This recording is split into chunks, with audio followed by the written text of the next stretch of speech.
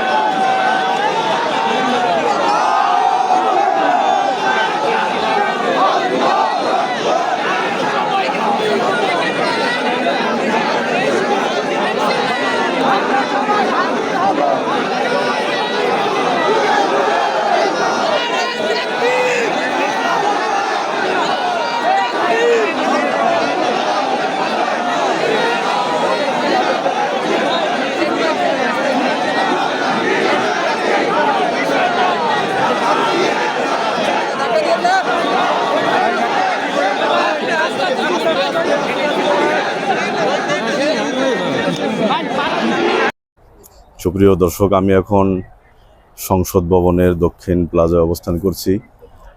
শহীদ ওসমান হাদির জানাজায় অংশগ্রহণ করার জন্য টঙ্গী থেকে এখানে এসেছি। এখানে আসার পর যা দেখলাম, লক্ষ লক্ষ মানুষ তার জানাজার জন্য এখানে এসেছে। আসলে ওসমান হাদি যে কি ছিল আজকে তা হারে হারে উপলব্ধি করতে পারছি আমরা। ও বেঁচে থাকতে তো আমরা কেউ বুঝতে পারিনি যে সে এরকম একটা মহান ব্যক্তি। আসলে মৃত্যু এবং শহীদি মর্যাদা পাওয়া তার ভাগ্যে লেখা ছিল।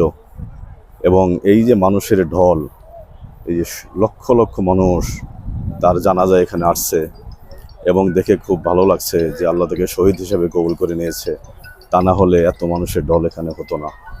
যাই হোক, অনেক দূর দূরান্ত থেকে অনেক মানুষ এখানে এসেছে, আমরাও এসেছি। কারণ ওসমান হাদি শুধু যে একজন নেতা ছিল, উদীয়মান নেতা বা ছাত্র নেতা অথবা সংসদ সদস্য প্রার্থী, শুধু তাই নয়, সে বাংলাদেশের একজন আবেগের নাম। ওসমান হাদি তার মৃত্যুতে তার বাংলাদেশের যে শোকাবহ পরিস্থিতি তৈরি হয়েছে, আমি আজ পর্যন্ত দেখি নাই যে কারো মৃত্যুতে এতটা এরকম পরিস্থিতি বাংলাদেশে তৈরি হয়। মেট্রো ট্রেনে আসলাম, ট্রেনের জায়গা হয় না, এতটা কষ্ট করে আসতে হলো। তো রাস্তায় পা ফেলানোর মতো জায়গা নাই। যাই হোক, এখন নামাজ হচ্ছে, এই কারণে ফিল্ড ফাঁকা, কিন্তু ওদিকে অনেক মানুষ। আমরা একটু ফাঁকা জায়গায় আসলাম। তার মৃত্যু যে কতটা গৌরবান্বিত তা এখানে না আসলে বুঝতাম না। যদিও মিডিয়ায় আমরা দেখেছি যে তার যে মৃত্যুর কারণে বাংলাদেশের এমন কোনো মানুষ নাই যে কান্নাকাটি করে নাই, দোয়া করে নাই। সর্বস্তরের জনগণ, সর্বস্তরের মানুষ তার জন্য দোয়া করেছে, এই ওসমান হাদির জন্য। দক্ষিণ আফ্রিকার প্রেসিডেন্ট নেলসন ম্যান্ডেলার মৃত্যুতে মানুষ যেভাবে আফ্রিকার মানুষ স্তব্ধ হয়ে গিয়েছিল এবং তারা শোকাবহ পরিস্থিতিতে পড়ে গিয়েছিল, এই ওসমান হাদির মৃত্যুতেও এই বাঙালি জাতি আজকে সেই শোকাবহ পরিস্থিতির ভিতর দিয়ে যাচ্ছে। আজকে তার জানাজা দুপুর 2টায় আরম্ভ হবে। আমরা সমস্ত কাজকর্ম বাদ দিয়ে এখানে হাজির হয়েছি। আজকে শুধু মানুষ আর মানুষ, মানুষে মুখরিত চারদিকে, সবাই আসছে তার জানাজায় অংশগ্রহণ করার জন্য। যারা অনেক দূরে আছে তারা তো আর আসতে পারবে না। যাই হোক, নেলসন ম্যান্ডেলা, ওসমান হাদি এরা এই পৃথিবীর আইকন, যার কারণে তার এই শহীদে মৃত্যু। আল্লাহ তাকে কবুল করুক, আল্লাহ থেকে বেহেশত নসিব করুক এবং বেহেশতের সর্বোচ্চ স্থানে তাকে অধিষ্ঠিত করুন, এই কামনাই করি। আমরা জানাজা যাতে ঠিকমতো করতে পারি এবং তার দাফন কাফন যাতে সেই কাজী নজরুল ইসলামের কবরের পাশে তাকে শায়িত করা হয়, আমরা সেই দাবি জানাবো। এবং ওই কাজী নজরুল ইসলামের পাশেই তার থাকার যোগ্য। সে ছিল একজন কবিও। কাজী নজরুলের বিদ্রোহী কবিতা সে যেভাবে আবৃত্তি করেছে আমরা দেখেছি, তাতে আমরা সে যে একজন আবৃত্তিকার, কবি এবং সে একজন ভালো এবং খুব হাসি খুশি একজন মানুষ ছিল। তার মতো এত প্রাণবন্ত কাউকে আমি আজ পর্যন্ত দেখি নাই, যে সাধারণ মানুষকে যে বুকে টেনে নিত, অনেক ভালোবাসতো, অনেক শ্রদ্ধা করত। এবং আজ পর্যন্ত এই দৃশ্য দেখা যায় না যে একজন সংসদ সদস্যর পকেটে মানুষ টাকা দিত। তাকে কতটা ভালোবাসলে মানুষ এই এই পরিস্থিতিতে যায়। আমরা তো জানি যে যারা সংসদ নির্বাচন করে বা যে কোনো নির্বাচন করে, মানুষকে টাকা দিয়ে তার প্রতি আকৃষ্ট করতে হয়, কিন্তু জনগণই তার পকেটে পিছন দিয়ে হাত দিয়ে তার পকেটে টাকা দিয়ে দিত। আসলেই ওসমান হাদির জন্য আমার হৃদয় ভরাক্রান্ত, অনেক কষ্ট হয় তার জন্য, চোখের পানি পড়ে। আজকে সকালে ওর জন্য অনেক খারাপ লাগছে আমার চোখের পানি আমি ধরে রাখতে পারি নাই। এতটা ভালো মানুষ আমি দেখিনি কখনো। হাসি খুশি প্রাণবন্ত সেই ওসমান হাদির আজ জানাজা, আপ্লুত হয়ে গেছে তার জন্য। আসলে সে অনেক ভালো মানুষ ছিল। আল্লাহ তাকে ব্যস্ত নসিব করুক। সবার কাছে দোয়া চাই তার জন্য, সবাই দোয়া করবেন। যারা আসতে পারেন নাই, দূর দূরান্ত থাকেন, দূর থেকেই দোয়া করবেন তার জন্য। আসসালামু আলাইকুম। ভিআইপি অতিথিরা জানাজা আসছে গাড়িতে করে, তাদের প্রোটেকশন এবং ওই যে ফ্রিজিং অ্যাম্বুলেন্স দেখা যাচ্ছে, ওই অ্যাম্বুলেন্সের ভিতরেই শহীদ ওসমান হাদির লাশ নিথর নিস্তব্ধভাবে পড়ে আছে।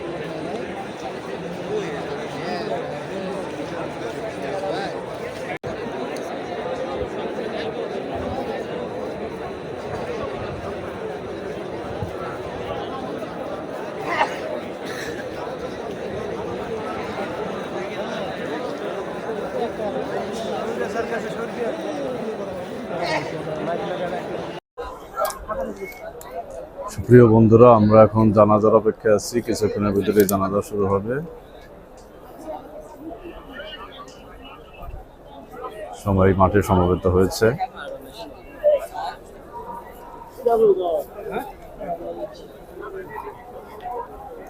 কিছুক্ষণের ভিতরে জানাজা শুরু হবে।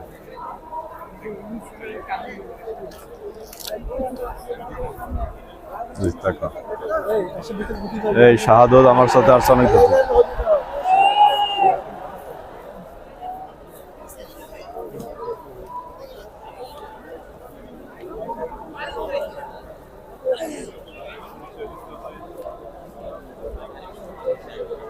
কিছুক্ষণ পর পর আল্লাহু আকবার ধ্বনিত মুখরিত হয়ে উঠছে পুরো এলাকা।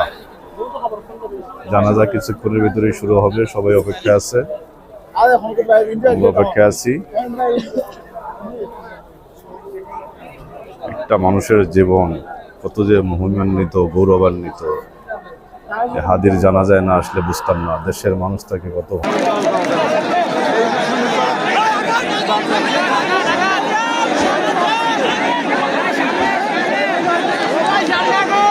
কিছু হয় না, পিছনে কিছু হয় না, সামনে যান।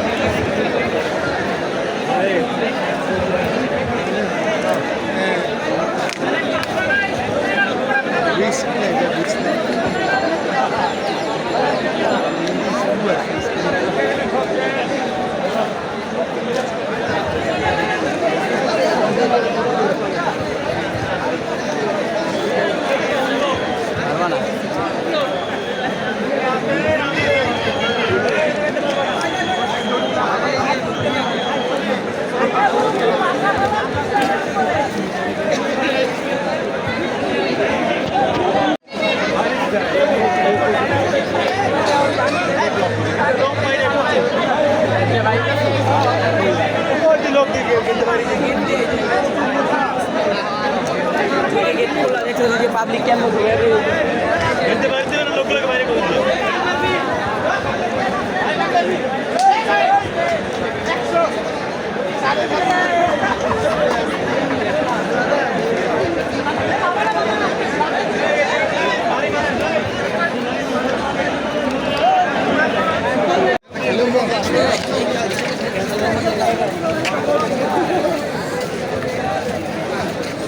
সেটা বলে দিচ্ছে